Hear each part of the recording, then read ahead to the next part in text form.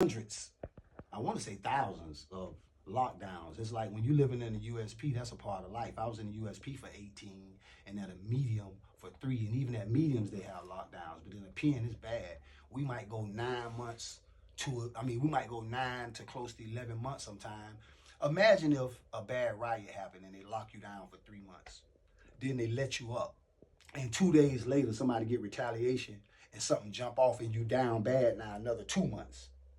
They let you up, y'all out for a month. Something happened, you down for 2 weeks. You can imagine the psychological toll that could have on a man.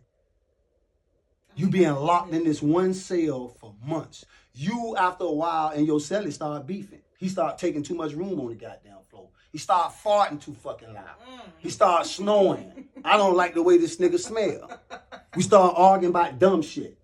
You know what I mean? About football games. I mean, niggas argue about football games and shit, but you may have love for the nigga, but you gotta think, you literally living in the bathroom, my nigga, with another man, bro. With another man. You know, I done been fortunate enough to actually sail with men.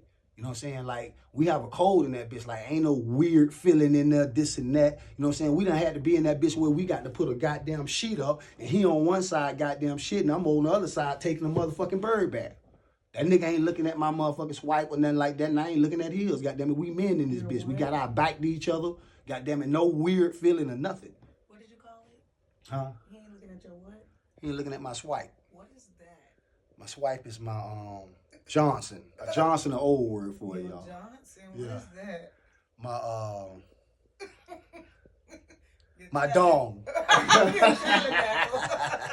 My dong. But I'm saying, though, for real, man, you know what I'm saying? So when you living like that on them lockdowns, it definitely have a psychological toll on you. You know what I'm saying? It beats you down, man. You know, you ain't in contact with your people. And it's the same thing what I was telling you in Atlanta. Because when you come out on them lockdowns, they have 2 tiers. They have a top tier, and then, boom, they have the bottom tier. They might let the whole bottom tier out, so not everybody racing like rats and roaches to get to the phone, to get to the shower. If y'all could see that in there, y'all would be like, them niggas is crazy as fuck. Them niggas crazy as a what the fuck is going on? But I was so used to it, and it almost like it came natural. It's almost like I was adapting to my environment, so to speak. You know what I'm saying? I have a question. What's the craziest thing that you've seen at USP Atlanta? Like, what was, something that you probably never seen nowhere else, and you was like, what the?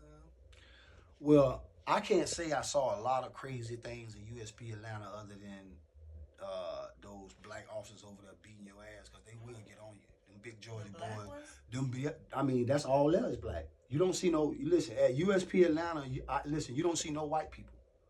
No sergeants, no. You don't see no white staff there at all. Everybody there well, I ain't gonna say own, but I'm gonna say it's operated, whatever, it's all black in that whole place right there. I've never seen a white person. And if you did, you might see a Spanish, but I'm talking about a straight white person is very rare. Now, I don't hear many people saying that the USP in Atlanta is one of the worst. They may talk about Florida like being so terrible. So is it safe to say that the black officers it thrives for like a more safe, prison ain't safe, but like you get less ass whoopings and racially motivated stuff done to you? I think that Atlanta has never been super violent. Now, it's done been stuff happening, because anywhere where it's a bunch of blacks at and it's money being generated, it's a bunch of niggas and they hustling trying to get money, it's gonna be violence. But Atlanta was never known as like a spot where it was a death trap. You know what I'm saying? Or certain places. It's always been known for money getting started. Always been known, exactly. Always been like people always trying to get there. Like dudes always assist like, hey man, goddamn, I'm trying to get down there in Atlanta. That's like a big thing. Like what? Because niggas chase the bag.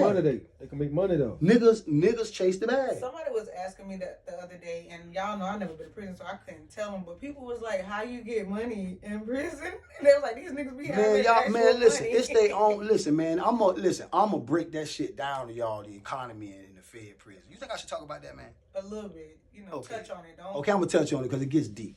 Yeah. Basically, stamps is the money in the Fed, and when I say stamps, I'm talking about regular postage stamps. Okay. That's the money in the Fed. Meaning that they use that to barter. You know what I'm saying? Whether you getting haircuts or whether you buying food, you know what I mean? Or whether you getting somebody to wash your clothes or whether you getting somebody to sew something for you, whatever you're doing, you always bartering with these stamps. And how they could come about is you could go to the Fed without no money in your pocket and say if you got a skill that you know how to cut hair. Well, you can cut hair and you can charge dudes, say $10 a haircut. Dudes is gonna give you those stamps.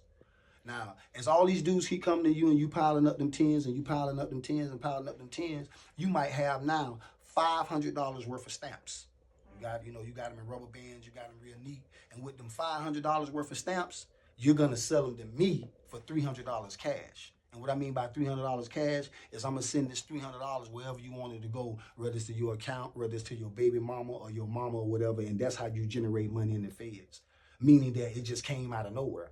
Nobody didn't send it to me. I was cutting hair and got this, or I was making food, or I was cooking food and got this, or I was hustling on the compound, shooting dice, playing tunk, playing skin or something, and I hit a lick for $1,500, but I'm gonna sell these stamps for $900. Okay, that's a quick $900. That I done converted that compound money into cash money. I know dudes that done bought houses.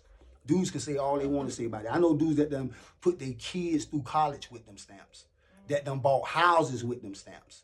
Oh man, it get deep, man. The economy in there is real, real deep, man. Them dudes that's why when dudes get out the Fed, man, that's why they be so hungry. You know what I'm saying? It's either they be hungry trying to, do something dumb and go back to the chain gang, but they be having money on their mind, or they be on their business shit. Because it's the exposure that you're getting in there and the experience that you're getting. You got all these top players, you know what I'm saying? You got a few shitties in the crowd, you always got them, but you got all these top players in one place. And all of them think they like that, especially niggas from Florida. We some of the slickest niggas in the world. At least we think that. You just, you know what I'm saying? We fly. You know what I'm saying? And we got a different type of Southern swagger.